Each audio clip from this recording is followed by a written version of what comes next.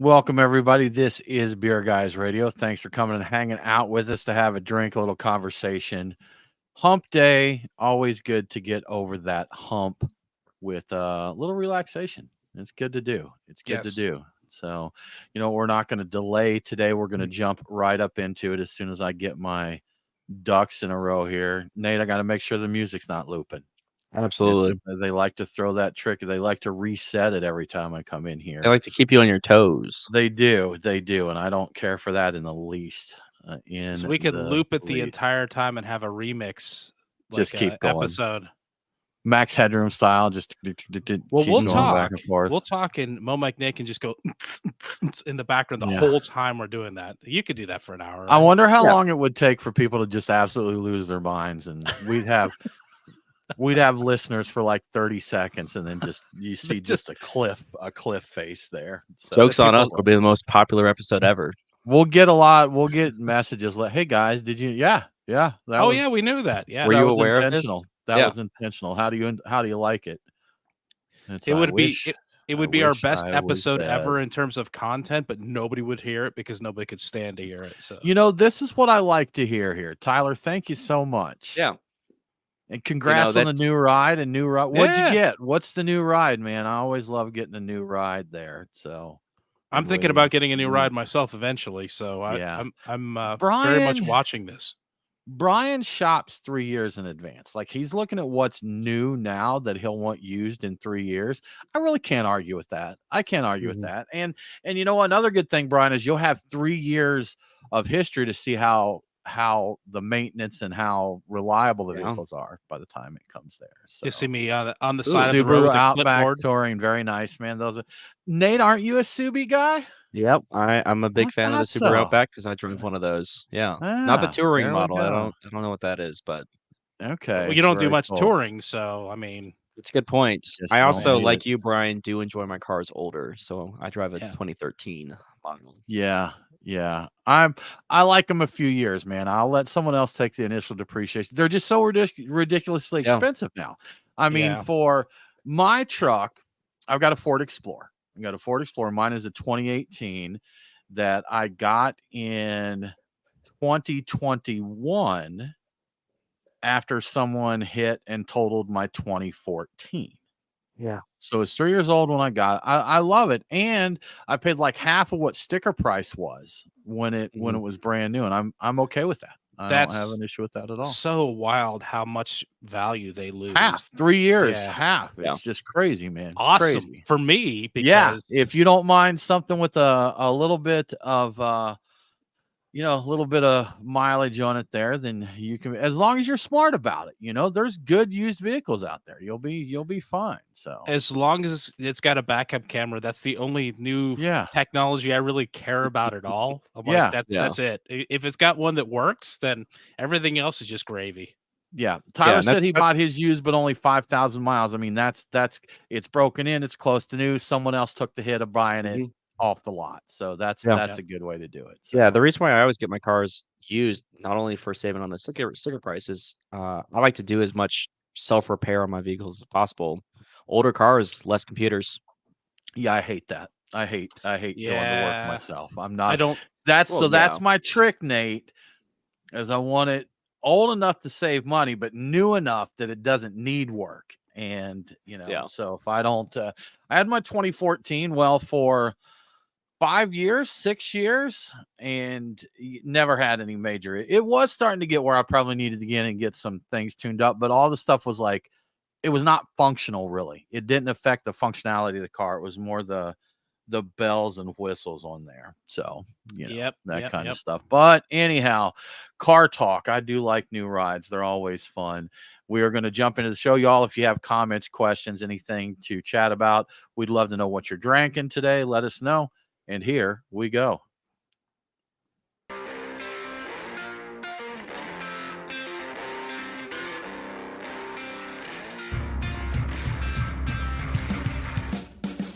Welcome, everybody. Thank you so much for joining us for Beer Guys Radio. Get together for some conversations, a cold craft beer, and just really have a good time. That's what it's all about. We enjoy it quite a lot. I am Tim Dennis. Brian Hewitt, how are you doing? I'm doing well. How are you doing, Tim? I'm good, man. I'm good. It's been a decent week. I've been ill. I've been illin', Brian. So I've been fighting that. Down with the sickness. I is am what they down with say. the sickness. Yes. I'm feeling better today. I got a bad back that likes to give me heck every now and then, and it's been giving me the heckest of heck the last few days. But I'm feeling better. So yeah, all in all, pretty good. Mike, Nate, how are you? I'm doing well, Brian. Or Brian, doing well, Tim. Thank you, Tim. Thank you, Tim. Yes, glad to hear it. So it does get confusing. There's so many of us here, Nate. That's right. Yeah, you can't keep them all. And he's only ever done this once before, so right, absolutely. Brand new it's my to first it. episode. Those newbies, good stuff, y'all. Before we get too deep into it, I want to give a shout out to our newest Patreon supporter, Dave Adams. Dave, thank you so much for supporting the show. We greatly appreciate it. We're going to get you some links to come hang out on the Discord server with us, get you some swag out there. If you want to support Beer Guys Radio, we would love that. And you can go to patreon.com/Beer Guys, see what we got up there. We'd love to have you. So thank you so much, guys. Before we go even further, what are we drinking today? Brian, what's on your beer list? So I was pre-gaming, getting things ready before the show with a Quackenbrook Pilsner from Smith & Lentz out of Nashville. I'm a big fan of their Pilsners. Love that one. It's another, I swear they had another German Pilsner I had a few weeks ago that was with Saphir, and I think this is with Saphir too, so I don't know what the difference is. I just know that it was delicious. I think I like this one more than the other one I had. I just got into Ron's Dinner Ale from Goodword, which was created with British beer writer Ron Pattinson when he was in town giving a talk. It's a historical AK bitter made with Maris Otter and invert sugar, and I kind of looked into AK bitter a little bit. I think Ron was talking about it, but I missed the talk. And I guess it's like a 19th century British term for a keeping ale, so something you could hang on to for a minute. And it's good. It's really good. It's made by Goodword, so that's nothing surprising. And I'm going to wrap things up by with a beer that I accidentally grabbed. It's a New England triple IPA. It's Hot Butcher Super Megabytes. I meant to grab the regular IPA, and I grabbed the triple, so that's going to be fun. Look forward to that. I don't know if I've ever had a Hot Butcher beer before, and they're very hard to come by in these Chicago parts, brewery, I think. Yeah. Mm-hmm. So yeah. I've heard great things about them, but I don't think I've had them. Brian, I think you and I stopped at a really cool, weird, quirky beer bar because they said they had Hot Butcher on the menu, but then when we got there, they'd actually sold out of it. So I still don't think I've had anything from Hot Butcher before. So I got my hands on some. I got lucky and grabbed an assortment. I meant to drink the IPA to start off with, and I grabbed the Tippa instead. So I guess, with me, that's a good place to start when it comes to all things IPA. Just go for the gusto and just get it over go. with. Yeah, do it. And Nate, you are doing dry January here. So Absolutely. What are you sipping on today? What do you got for the NA drinkers? Today, it's something really easy. It was a hot day here in Georgia. I was doing yard work all day.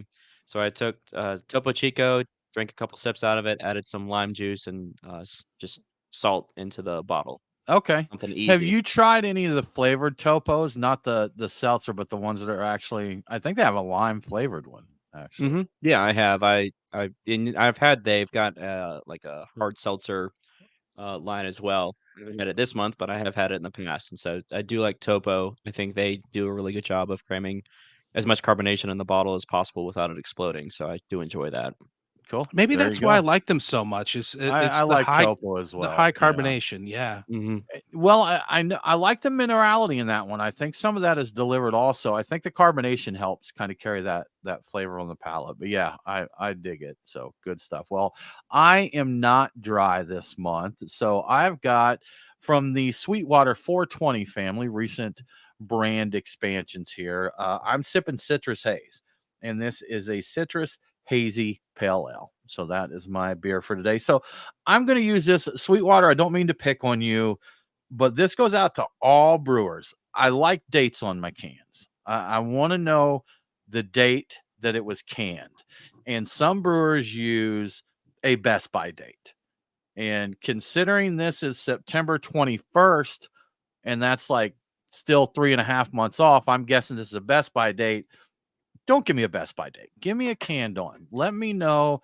I don't want to have to, break out a decoder ring or anything like that to find out, how old my beer is there. So just give the born on date from the beer rather than the Best By date. I don't want to be told when your beer is Best By. I know what you think about it, and you can tell me what you think, but I want to make that choice for myself because I definitely do not agree that a 6-month-old IPA is still within the Best By it's not. date. So, and the thing is Best By on IPAs can vary a lot depending on how they're handled once they leave the brewery there. Mm-hmm. So, can be a huge difference. We went, I don't remember where it was. We stopped in a couple shops this weekend, Brian, but there was one that had like fresh hazy IPAs on a shelf, and the store was kind of warm. I think, we were probably getting close to 80 degrees in the store, and they've got IPAs on the shelf. And this was a beer store. This wasn't like you're at the grocery store or something. These folks should have known better than they to put should those know out better. there like that. Yeah. So, yeah. I know that refrigeration space is limited, but it's kind of important if you want to keep the trendy, and you don't have to do it with everything. The stouts are for the most part fine. Brown ales, porters, you can keep those on the shelf. Right. I'm not worried about that. You probably get away with ambers a little bit, too, that sort of thing. Yeah, I get that, but man, the hop really falls off, man. You really got to keep that. You got to keep that cold, and man, I do have to give a lot of love to what's a hop now I'm forgetting the name of it, but the one that has the coolers all around the outside where all of the beer is in a cooler. Hop City. Hop City. There we go. That's the one. I love that. And I wish more places did that. That's an appreciation for, and they do that with everything, stouts too, which I appreciate. Not as essential, but all of those IPAs in there, I'm willing to give a lot more leeway to the lack of born on dates or an older born on date just because it's been refrigerated, because it's going to hold up better. So I love that, and I wish more places did that. It's really hard to find here. And unfortunately, as I have visited a couple distributor warehouses, they also do not refrigerate. There's I think there's certain brands that they have an agreement with that they absolutely have to refrigerate, but most of your craft is sitting there in a now. You know what? I'll say this. This was a Budweiser warehouse that I visited. AB and Bev was the main, and they do have requirements for the temperature you have to keep the entire warehouse. So if you've ever been in another warehouse, I worked in one when I was younger, they can be 100 degrees in there. They did have to keep the temperature down a little bit, so it wasn't like they were in 90-degree heat or anything, but they weren't refrigerated. So the one exception for my rules about buying IPAs is Maine Beer Company.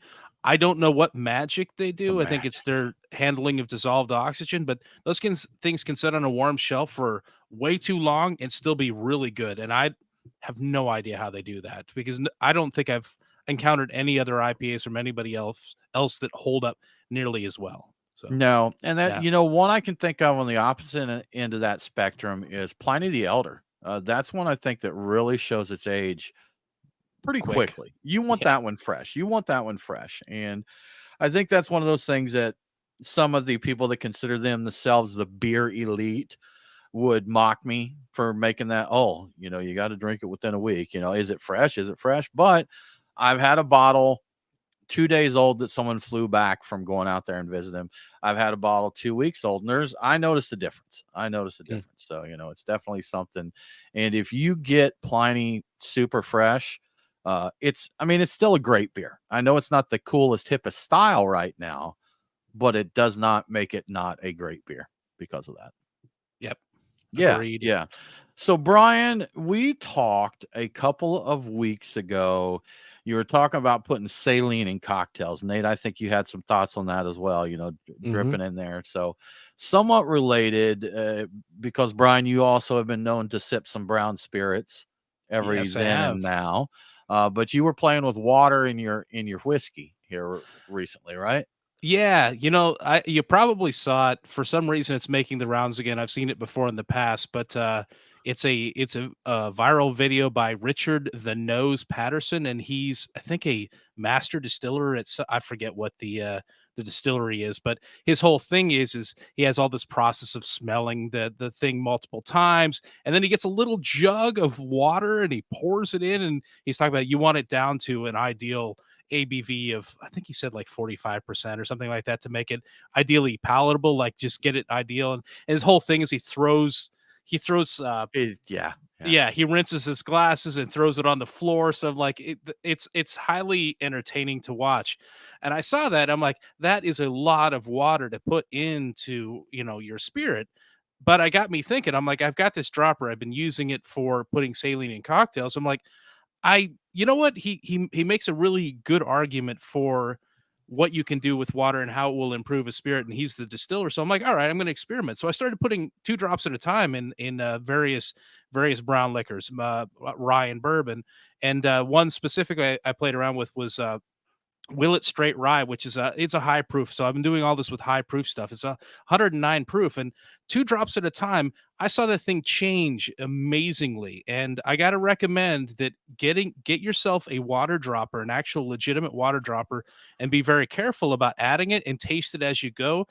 I'm betting you could take almost every whiskey you have. You think drinking it neat, and I was very much a drink it neat guy, especially the higher proof stuff, and I think that there's a spot in there where it's even better than it is neat by like a significant margin. So it starts off with the rye, and it still burns, but it's herbal and it's got some mintiness. But as it goes on, it actually goes more like crazy malty caramel. Like it changes so much in the space of like 2 drops to 10 drops, and we're talking about a very small amount of water added to basically like 1.5 ounces of bourbon. And I measured it out. Well, that's rye actually, but I measured it out, so I had a pretty good idea of what I was dealing with.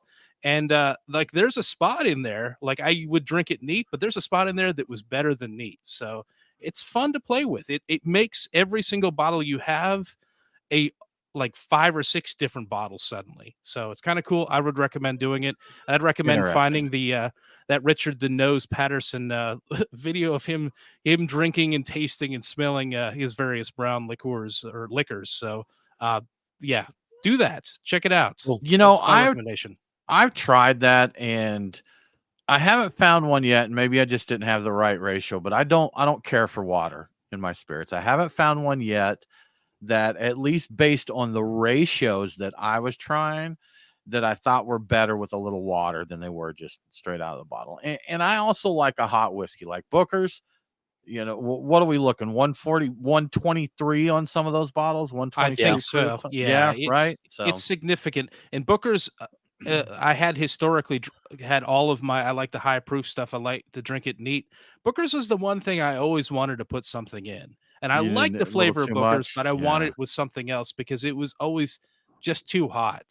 And so I was looking my aim was to find that spot where the burn was just disappearing, but you didn't lose it too much. And like there's a spot in there for every spirit where I think that might be possibly the ideal thing. But if you like the heat, and I get that people like the heat, then you don't have to do that. But if I'm you're open interested to in continued exploring, experimentation. Yeah, I'm open to exploring it more to see what I can find out. I'll admit that I haven't done, a lot of it. Nate, as our spirit guide, we're going to call you our spirit guide. Excellent. Our spirit animal.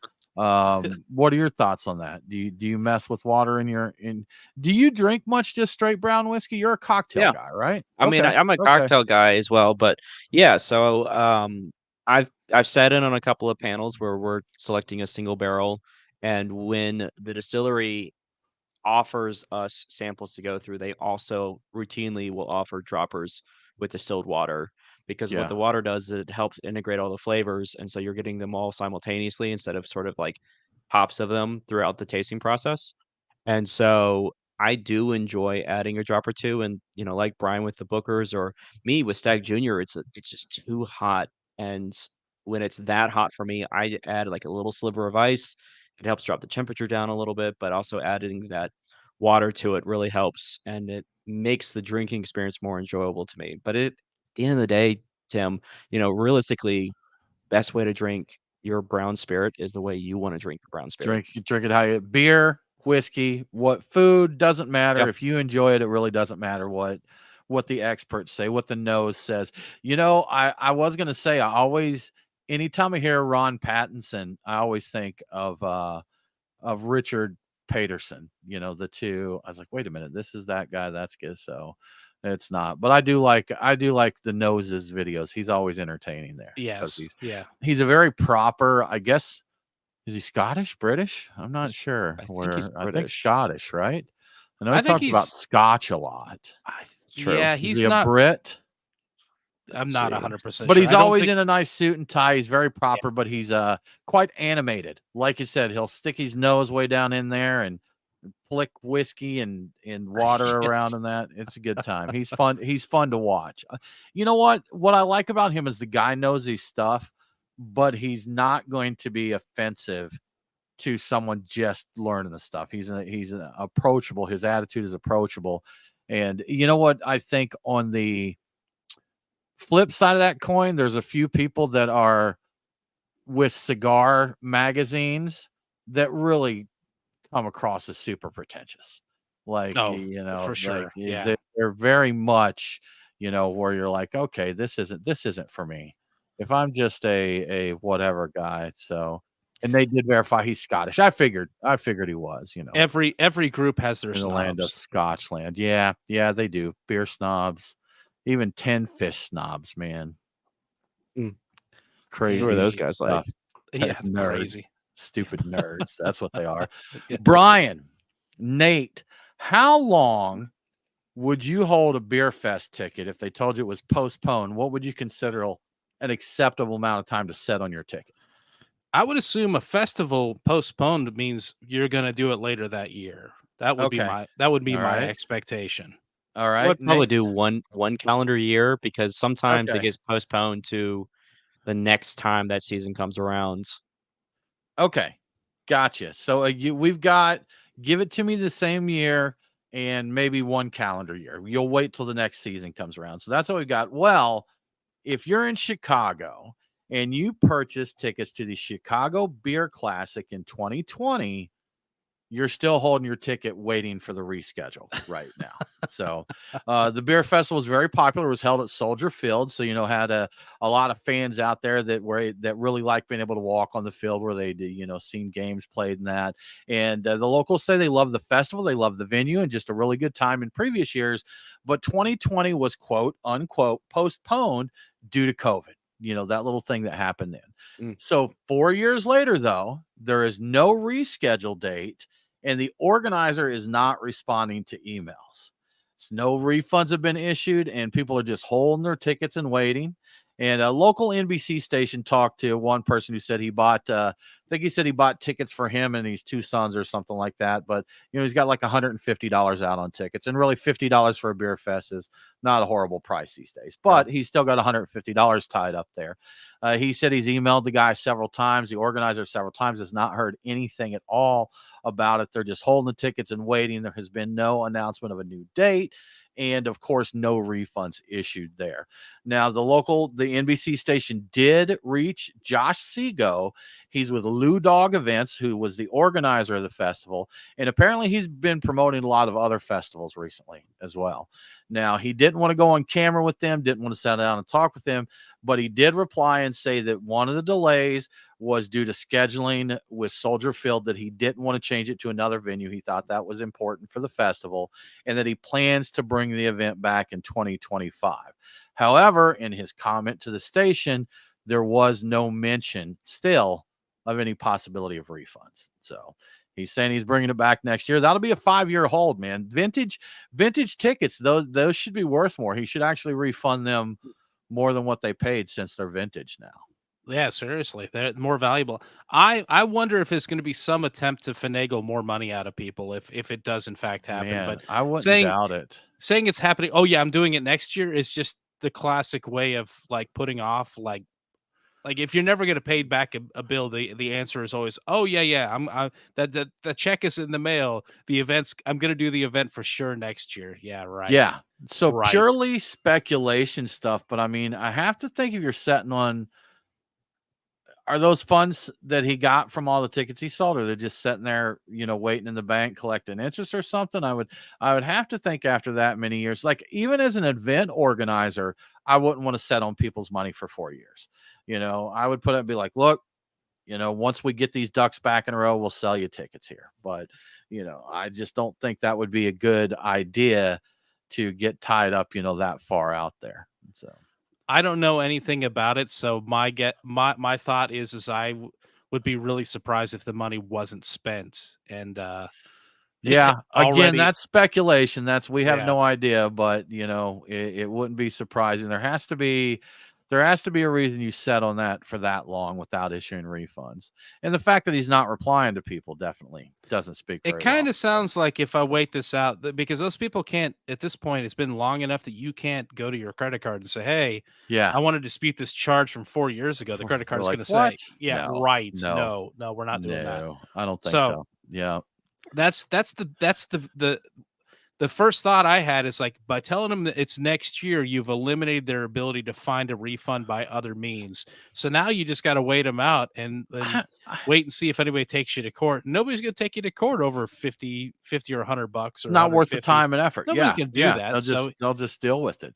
I'm surprised that there's not some like legal requirement for that kind of thing. If you have an event and you don't hold your event, you should get a refund. I mean, that should be all there is to it, So if you don't hold the event, I know a lot of beer fests will put out, this is a rain or shine event. And we actually, Brian, a few years ago, Decatur Beer Fest, we put on parkas and stuff because it was pouring. Oh yeah. There, but the fest still went down. So it was one of those things that, if you decide not to go because it's a rainy, nasty day, you're out of luck. You bought the ticket knowing it's a rain or shine event. Yeah. That's on you, but the fest actually happened in that case, so that was a decision. It did. You know what? You know how they sell travel insurance? That is going to be. I'm going to start a business. I'm throwing this out right now. Beer fest ticket insurance, and it's like you can. Yeah. You know what? Let's say $5 a ticket. You throw it out, or we'll work it. I'll have to work out the details. This is just, I'm just brainstorming here, guys. I'm just brainstorming here.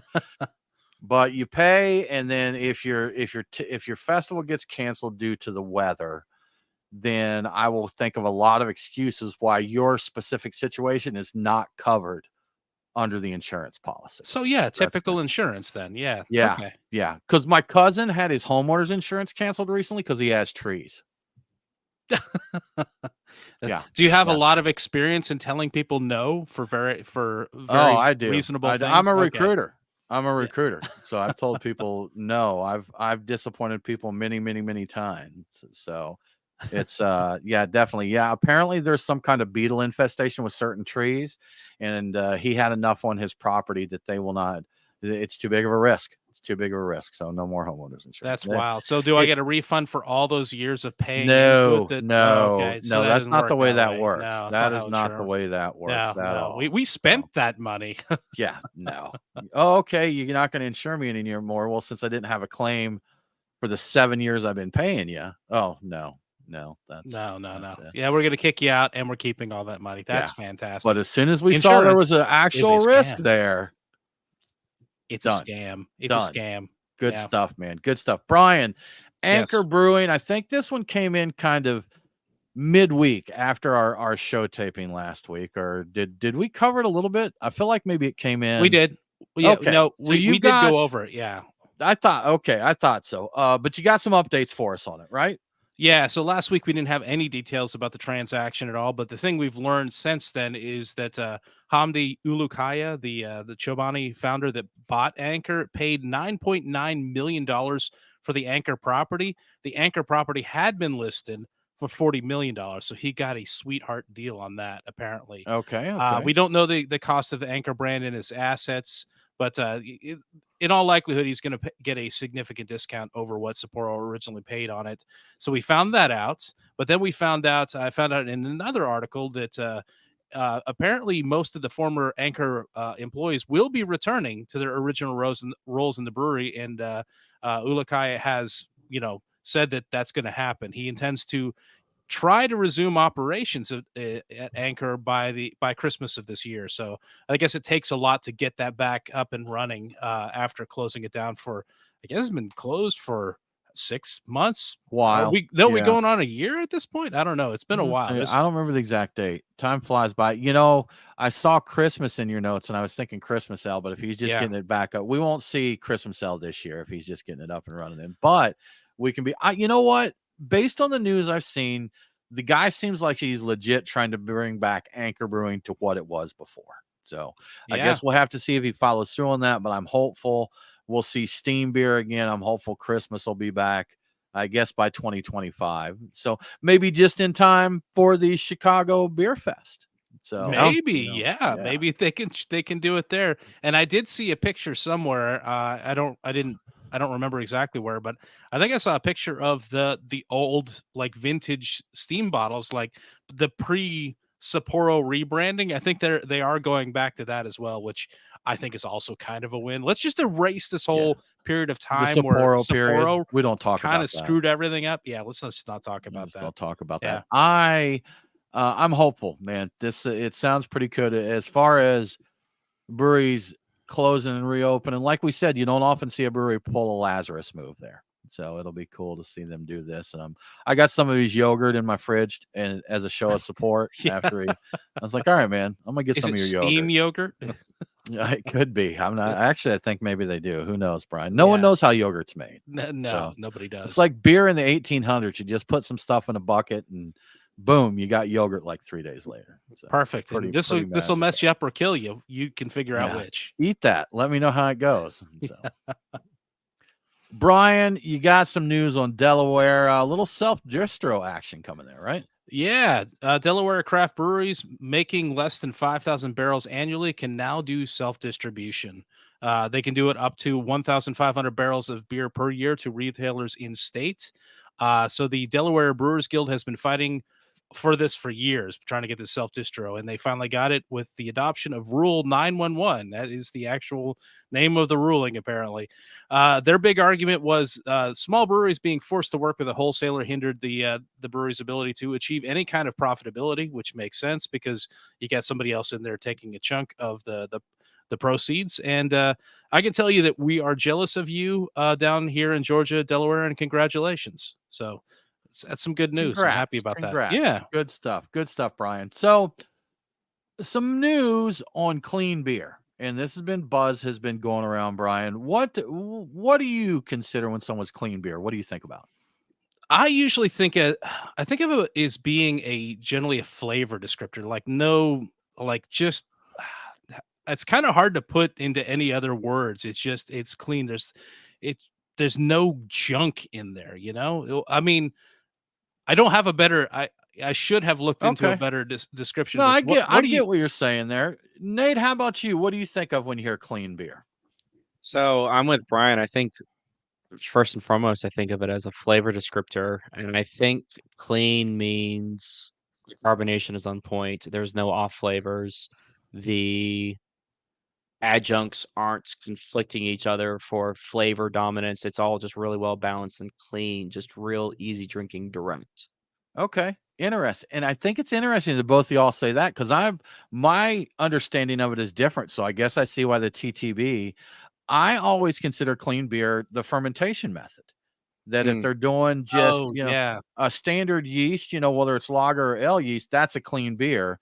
And I don't want to say unclean, but the opposite of clean beer is you've got, some Brett, lacto, whatever in there. That was kind of my definition. If someone says, yeah, this is a clean beer, that they were indicating that there were no, bacteria or anything in there. So I have heard it used in that reference. I think the article I was looking at kind of prompted me to think about it in a different light. But no, that makes a lot of sense. So definitely in a beer, if you describe the beer flavor wise as clean, you would not be getting the funk to it. There would definitely be no funk. There'd be no weird acidity. There'd be no, like Nate was saying, no weird adjuncts fighting for dominance or messing things up. It wouldn't be muddy. Muddy's the thing that you get out of some beers. So, And I've used that descriptor before in the way you guys are saying it. I mentioned the Native Brew Works that I went to over in Arkansas a few weeks ago. They had a Kolsch, and I would have described it as a very clean Kolsch. A lot of times a Pilsner to me will be, I'm like, okay, that's crisp and clean, refreshing there. So, but Brian, with all that said, it's a buzzword in the industry right now, so much so that the TTB had to throw some thoughts in on the matter. They did. They released a statement on it. They don't actually define the word clean to mean anything, and they don't have any standards that are tied to the usage of the word clean. But they do make one thing clear, that the word shouldn't be interpreted to mean anything. It should not mean organic, produced organically, and it should not ever be construed to mean that this beer in any way meets some sort of TTB production standard, because they don't have anything defined for that. Any misleading use of the word clean in beer marketing is something that will get you in trouble with the TTB. Specifically, anything that indicates that an alcoholic beverage is good for you. We know this. Do not say any kind of booze is good for you. And you cannot in any way say that use clean to mean that the health risks from drinking a given beverage are in any way reduced by anything involved in the beverage. So if it's got alcohol in it, you can't do that. But don't worry, the use of the word clean is a flavor descriptor. And I think clean in terms of like a wild or sour beer versus a clean beer is also acceptable. The TTB considers these things, quote unquote, puffery. So I like that they called it puffery. I picture a very pretentious guy at the TTB going, "This is just a bunch of puffery," and flicking the monocle around. Yeah, and I'm good with that. I appreciate that very much. That's really nice. Not everything needs some sort of a rule or some sort of a big document to wade through, procedure to go through. So it's nice that we can have clean, as long as we use it responsibly. Use clean responsibly. I think it's interesting that they had to chime in on it, though, and that they do get picky with the way you use words and talk about you can't use it to mean this or this or this. We have a friend of ours that made I think it would be classified as like a rum cocktail, and it's on the shelf as K rum. And it's, I believe it's rum, honey, and ginger, if I remember correctly. But we all hung out at the same cigar shop when he was formulating it, and he called it Chilixer at the time. And he would bring in his test batches as he was dialing in his recipe. He'd bring them in, and he'd had a logo with a Buddha on it and all this stuff. He said he was going to call it Chilixer. When he finally went to market his product and get it out there, the word elixir could not be on there because that noted medicinal properties.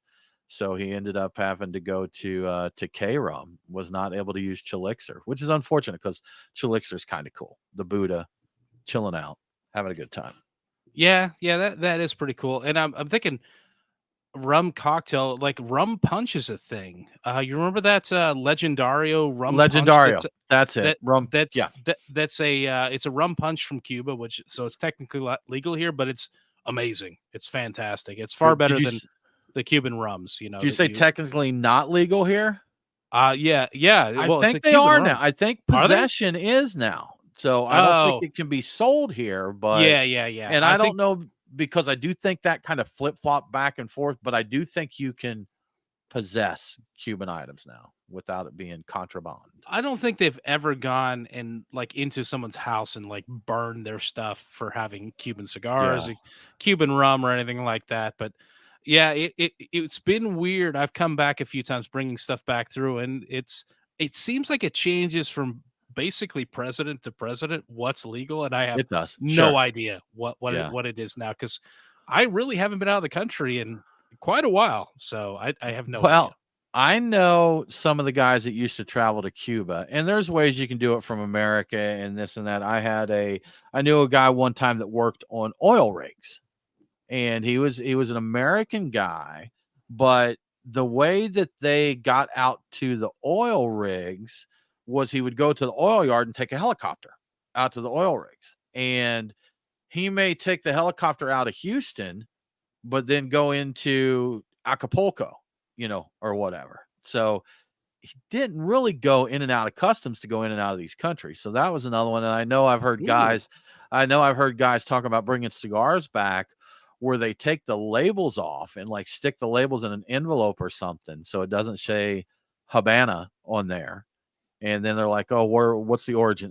They're Dominican. Yeah, they're Dominican, same. Nicaraguan, Dominican, so stuff like that. But there's ways to do it. I haven't got Cuban said, and to be honest, Brian, even when it wasn't, you could mail order the things here. So yeah, you can. I imagine there still are places that do that. So, and the better places would actually replace your shipment if it got confiscated, which I think apparently it did occasionally, but the most part, it's been a long time since I've ordered any Cuban cigars. Yeah, it's I don't get into them nearly as often as I used to, but they're fun. I mean, some of them are good. Some of them are good. Yeah, if you got a good draw, like that was my biggest thing. If it was a tight draw, that they get plugged up.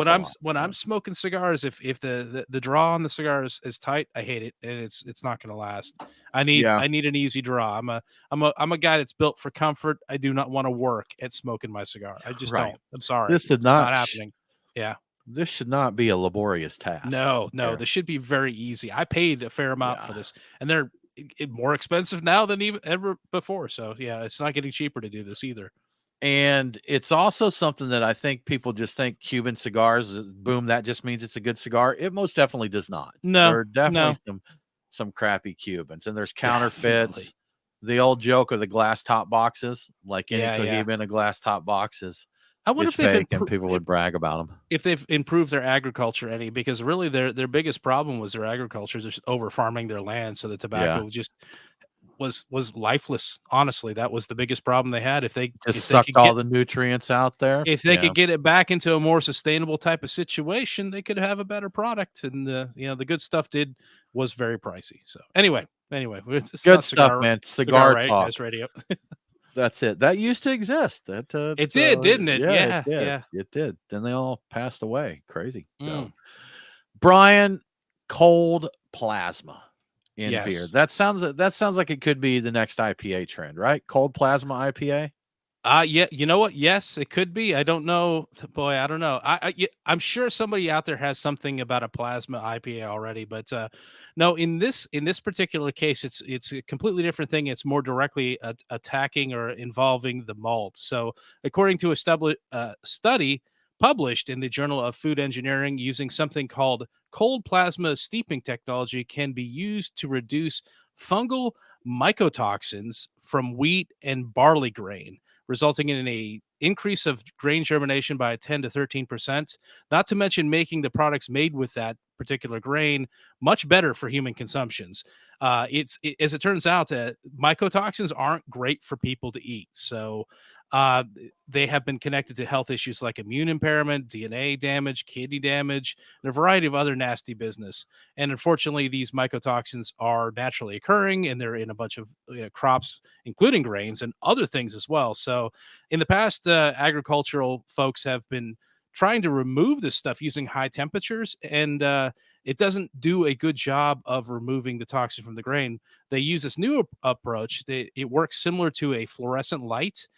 They apply electricity to a gas, and they didn't say which kind of gas, but the resulting ionized particles are apparently extremely effective at removing these mycotoxins from grain. In some tests, they did some trial runs of it. They were able to remove like 54% of them from the grain when they applied this process. So that means that maybe all of the crazy inflammation people have related to wheat and barley and all that, it could be as mycotoxins, and maybe cold plasma could improve our beer, give us better grain harvests, and reduce all of our various inflammations and sicknesses and everything else going on with us and our grains. So could be cool. But now I'm concerned that my grain currently has mycotoxins that need to be removed. Yes, it probably does. I mean, I eat things like bread. Yes. And, and sometimes just grain, just, a bowl of oatmeal or something like that. Just go out to the field and just start chewing on some sprigs. Go out there, man, feel like a country boy, put them wheat stalks in my mouth. There you go. And say yeehaw, tuck my thumbs into my belt loops. Well, it's a fungal thing, so if the wheat smells funky, don't eat it. So that would be my great. Now I'm scared of wheat. Lovely, lovely, man, lovely. Brian, you know how I'm going to deal with this? I think that I'm going to head to Truist Park and I'm going to go see our friends at Terrapin Brewery Atlanta. I'm going to have a cold beer there. I'm not going to think at all about what mycotoxins may have been on the grain before it went in there, because I know our boys at Terrapin are going to take the best care, select the best grain, and they're going to brew a good beer. So I'm going to go see what's new on tap. It's hot. Brian, we're supposed to hit 100-degree heat index this weekend in Atlanta. So it's going to be hot. We've got air quality alerts. Brian, there's stuff coming from my grain. There's stuff coming in the air. It's going to be crazy. It's going to be hot. I want a cold beer. Terrapin's going to take care of me there. And if I'm hungry, man, I'm going to get some barbecue. Maybe they'll have those country fried ribs on that I love so much that we only see occasionally. And Brian, since my grain's coming for me, there's cold plasma technology take care of things. I've been trying to eat really healthy, but I think I've earned some country fried ribs and a cold beer. So I know that I can head to Truist Park, Terrapin Brewery Atlanta, sit down, chat with some good people, get a cold beer, some fried ribs, and just let my cares slip away. So thank you so much for our friends at Terrapin Brewery Atlanta for sponsoring Beer Guys Radio. So mycotoxins are not one thing that can be said is your life is far from boring, Tim. Like you're constantly running away from the various toxins. Got to be on my toes, man. Yeah. Something else that's never boring is Truck and Tap. You're never going to be bored when you pay a visit to Truck and Tap. If you get bored of one beer or a beer style when you're there, they've got 20 taps to choose from, plus bottles and cans. If you get bored of beer, which is not possible, but just saying, if you did, theoretically, they've got wine and spirits. If you're bored of sitting indoors, you can go hit the patio, or you can hit the overproof rum bar on the roof in Alpharetta, or you can take your drink for a walk in Woodstock. You can do all these things. So you don't even have to stay there if you don't want to. And on top of all that, they've got events, they've got live music throughout the week to make things more interesting. And let's not forget the ever-changing lineup of Atlanta's finest food trucks. And another thing that's never boring is my Truck and Tap beer picks of the week. And I think we can all agree on that. So here are my picks. I agree, Brian. I always wait for these. It's the highlight of my week. Yes. Never boring. So at Truck and Tap Woodstock, I'm going to be walking around the neighborhood with a steady hand Cloudland IPA with my head in the clouds, not thinking at all about mycotoxins. In Duluth, I'll be sipping Unanese No Regrets about mycotoxins. It's an American wild ale fermented with limes and dry hopped with Mosaic. At the Alpharetta location, I'll be up on the roof drinking a painkiller cocktail, worrying about mycotoxins. But if I weren't doing that, I'd be downstairs drinking a Six Bridges Sour Continuum kettle sour with papaya and guava. And finally, at Lawrenceville, I'm going to try Prairie's Watermelon Girlfriend, a sour ale with watermelon, sea salt, orange, lemon, and lime. If that doesn't kill mycotoxins, nothing will, honestly. And even if it doesn't, it sounds mighty tasty, Brian. Yeah, and you won't care. You'll be enjoying yourself so much. You won't care. So, of course, what's happening is always changing at Truck and Tap. So make sure you visit truckandtap.com for the latest scoop on food, beverages, and events. And once again, thank you to Truck and Tap for your support. Awesome stuff, man. So Brian, a big buzzword, not just in beer, but really everywhere, every industry right now, sustainable. They want to use sustainable in their marketing, even beer. Breweries talk about sustainability, and not to make too light of it, we have talked to some breweries who are very serious about sustainability, renewable energy, lowering their carbon footprint, and all of that good stuff. But a recent survey, a global survey of 3,500 beer drinkers across 7 countries, over half said they would pay up to 30% more for beer that was sustainably produced. So what that means is that in some way the brewing process reduces waste, water use, and or reduces energy consumption. And that is when the other option presented is a cheaper beer that does not prioritize sustainability. So Nate, what do you think about that, man? Would you, thinking of beer prices now, would you, if a brewery comes out and it's like, guys, we use less water, we're solar energy powered, we don't have mycotoxins or midichlorians in our beer, would you pay 30% more for that 6-pack that's currently $14? Absolutely not. Okay, there we go. Brian, how about you, man? Would you jump on a 30% increase for sustainable beer? Well, if they said no mycotoxins, I might be Okay. on board. All right. No microplastics too. I need that. You know what? If they said no microplastics, I might actually pay the 30%. Might get for that. Honestly, I don't know that yeah. anyone can make that guarantee I right don't now think from they. what I it's hear. really I don't tough. think it's Yeah. possible to do that in anything, water or food or anything. But I think it depends on the base price of the beer starting out. If it's like a $10 6-pack or something like that on the lower end of the craft, and they add 30% onto it, like this is the super cleanest. It's the maybe we can't use the word clean. Is it the cleanest though? This is the most organic possible, least right. amount of whatever. There's like 0 mercury in it, and there's 0 micro whatever filaments, and no broken light bulbs or anything in that. I'm like, all right, it's 30% on top. Okay, what is that? I don't know the math. It's a buck or two. Maybe I would if do you that. got a $10 6-pack, you're talking that becomes $13. Yeah, okay, that's An $11 6-pack becomes $14.30. A $12 6-pack becomes $15.60. okay. Yeah. Oh boy, It's jumping up pretty good there, isn't it? Yeah. It does, and that's the thing. Yeah. I'm really thinking about my wallet. I'm like, yeah, it's neat to this is a good thing, but also I've got so few of these like crinkly pieces of paper in my wallet that I can actually use for this. So yeah, it's a tough call. I probably not, Yeah. honestly. Okay, fair enough. And you know what? They said 61% of those surveyed say that sustainability concerns already directly affect their beer choices. So you've got people out there that definitely care about this. Brian, I tell you what I would do is if a brewery talks about sustainability and they make good beer and it's them or someone else, I would factor that into my choice given 2 comparable beers, but I wouldn't pay more. I wouldn't want to pay, but I want you to be sustainable and I want you to be green and I want you to be all of that good stuff, but I want you to give me a competitive price with everybody else.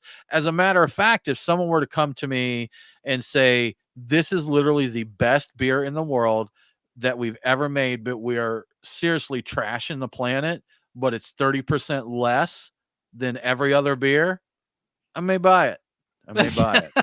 Tim's like, I don't feel good about myself, but I'm probably going to buy it and drink it. Yeah. I'm not going to be here to care if if all the trees disappear. So my thought is, after reading this and thinking about it, like every brewery we've had on in the past, God, how many years? Like 4 years or more? Like every single one of them has wanted to say something about what they're doing for sustainability and environmental consciousness. And I don't think we're in a situation anymore where you have to make a decision. Everybody's making some sort of an attempt to do this, which is it kind of like the study in a way seems like it's dated, and I couldn't find an actual date on the study. Finding the actual specifics of it, I'm not sure how old it really is, but everybody's not everybody, but a lot of people are making steps in that way. And it's not more expensive to drink from a brewery that is doing the things to be more sustainable and better for the environment. So you can do that without paying the 30%, which I think this is just like for the argument's sake. Would you do that? And honestly, I was looking at the article further down. The whole point of it was to talk people into buying a more expensive filtration system. So the idea was they will pay more. You need to buy our more. You buried the lead on that, Brian. I was reading from your notes, and I'm like, when you throw in that this is sponsored content of people trying to sell a filter, then that's totally different. But that's along those lines. I was thinking about that. Of course, I'm joking about paying less for a beer if they say they trash the planet. But I do know breweries that I would consider wasteful, that aren't conscious about that. And that does play into my, I don't want a brewery that's intentionally, that doesn't care really, and we've talked to, who was it? Sip of Sunshine, Lawson. We talked to Lawson. They did a lot of stuff with that. Maine Beer Company does a lot with that. And you know what? Maybe we're already paying 30% more, but these are places that are already making really good beer. So the fact that they're a little bit more doesn't bother me as much because I know the quality of the liquid that I'm getting is really good. Yeah, it is. Yeah, honestly, at this point, with all the steps that people are taking, Anderson Valley aren't they all solar powered? Like 100% solar powered. I think they said they even sometimes send back to the grid. I think he was telling us, right? Yeah. And I do order them a lot when I see them because I think their beer is excellent. And you know what, you can feel good about if you see it, go out and get some. I think they do a wonderful job, and entirely solar powered. There are a few places out there that are like that, but I think they are the first. You know what? I think Anderson Valley is one that I don't think they get as much love these days. I think they were cool maybe a decade ago, probably. They had they definitely had a hot phase for sure. Yeah. And they, by their own admittance, they're not trying to keep up with trends or chase trends or anything. They're just trying to make quality beer and do well, and they seem to be doing well. But I think they're making some pretty good stuff. And I think another brewery that I know they get noticed and I know they get mentioned, but I don't think there's as much hype as there was a few years ago is like Boulevard. Like when they had their love potion series that they kept putting out, and the Saison Brett that they released. Those were ones that people chased, that people look forward to, and you just don't hear it as much anymore. But I think that could.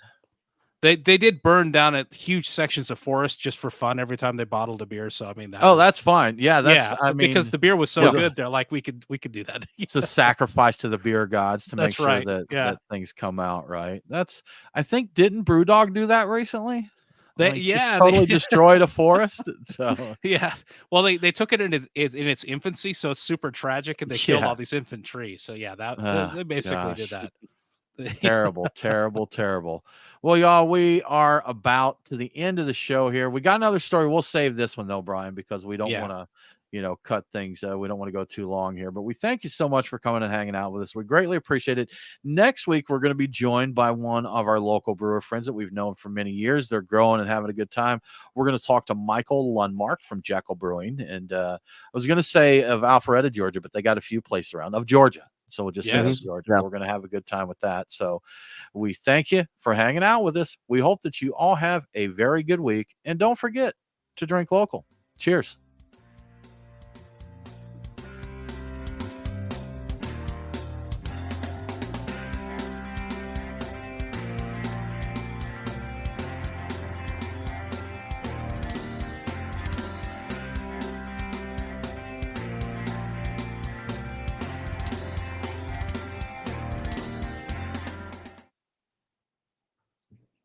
Had to stretch my rambling out a little long because I couldn't get to my out. So I was like, all right, make this last a little bit longer. I couldn't get to my out music. It was very dramatic. Prolong the magic. Oof. Yeah. I'm just happy that I got in an accidental snort laugh at some point during the show. I'm like, oh my God, I snorted on mic. That's fantastic. I accidentally said clean. Oh no, you can't do that. You can't do that. Yeah. I was gonna go there. Boating. Yeah. I don't want to get in trouble with the TTB.